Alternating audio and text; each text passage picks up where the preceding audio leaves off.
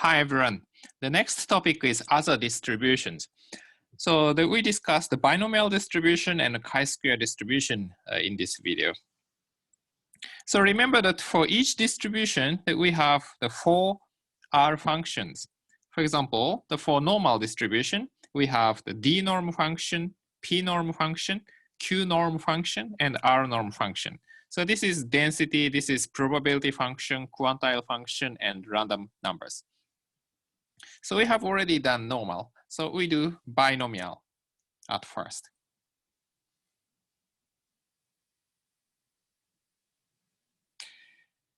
Okay, so this is binomial random variables. So remember that the binomial random variable represents the number of success.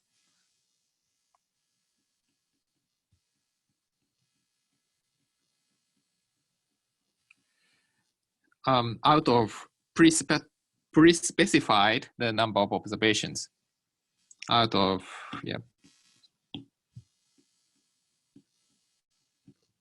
n trials.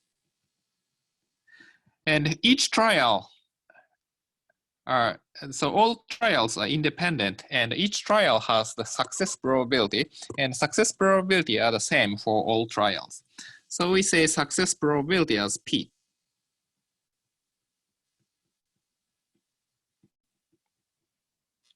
So basically we have 2 numbers, n and p. In normal distribution, we have mean and standard deviation, but for binomial random variable, we have n and p.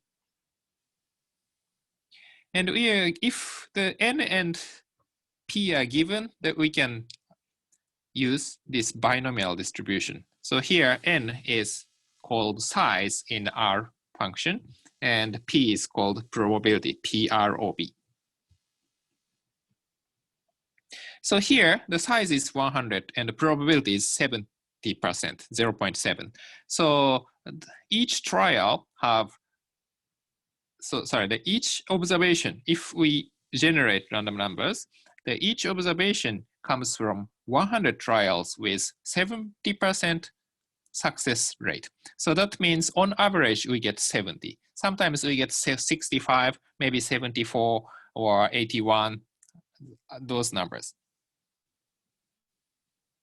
So this is the same as play 100 chess games each day, and your probability to win each game is 70%, and what are the numbers of wins a day for 8 days?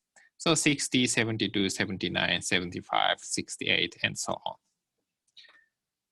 So how about the probability function, the P binomial?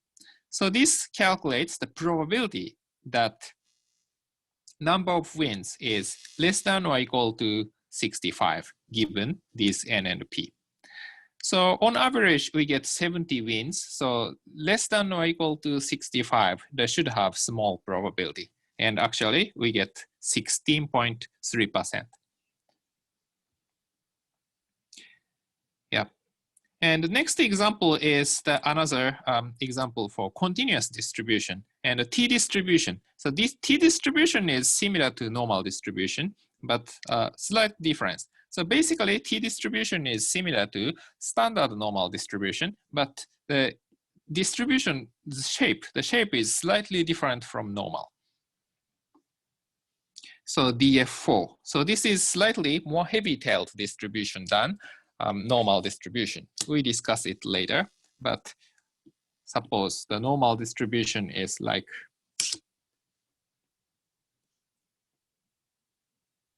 this, then t-distribution has heavier distribution, so heavy tail. So value is larger for the tail part, but smaller for the moderate value. So t-distribution is like this, and this blue one is normal.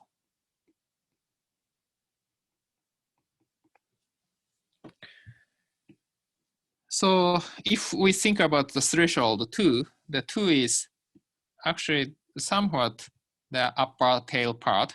So maybe the 2 is around here. So the probability for the upper tail should be larger for the t-distribution. So lower tail probability, so this area should be slightly smaller than 95%, we can imagine. And actually, we get the 94%.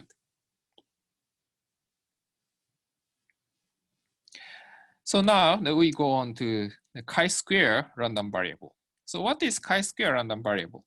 So chi-square random variable is the sum of independent and identically distributed normal, standard normal random variables x1 to xn. So chi-square distribution with degrees of freedom n is defined by sum of these standard normal, sum of squares of standard normal random variables.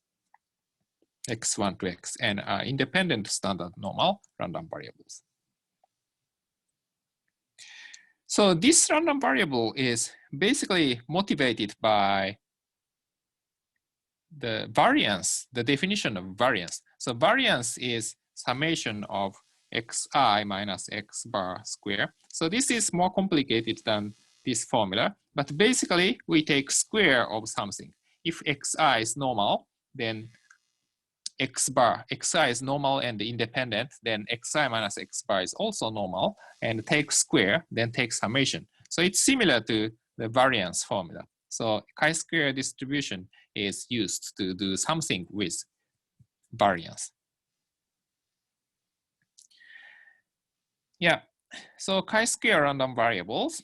So if we want to generate the chi-square random variables with df3 1000 times, we can do it in two ways. The one is just to use the rchisq function, rchisq function.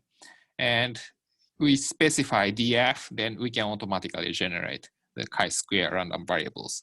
So another way is go back to the definition.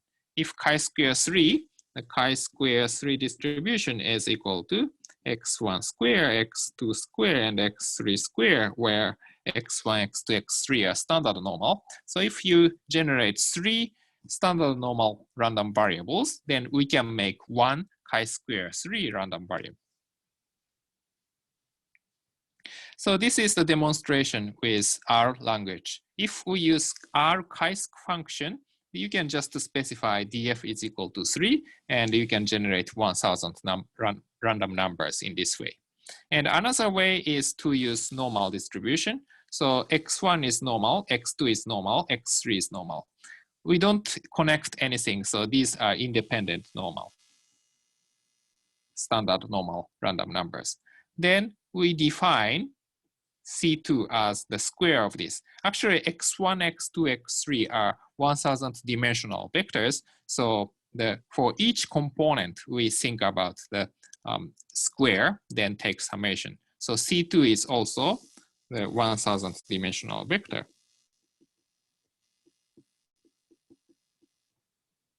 So C1 and C2 should be very similar. So in terms of distribution. Just check the mean and the standard deviation for both. And you can see these are similar.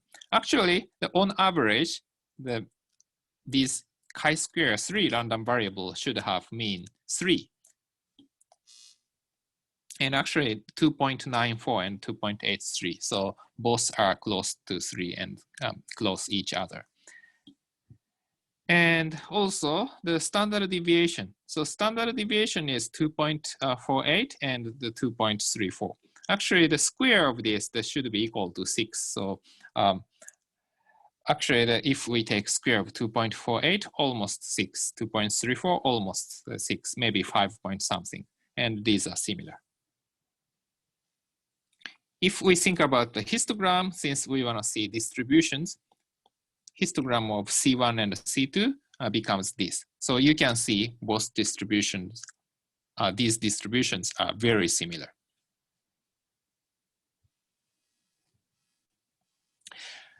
Okay, so this is a demonstration for the chi-square random variable. So in this video, we studied several distributions, the binomial distribution that is discrete, and also the t distribution and the chi-square distribution.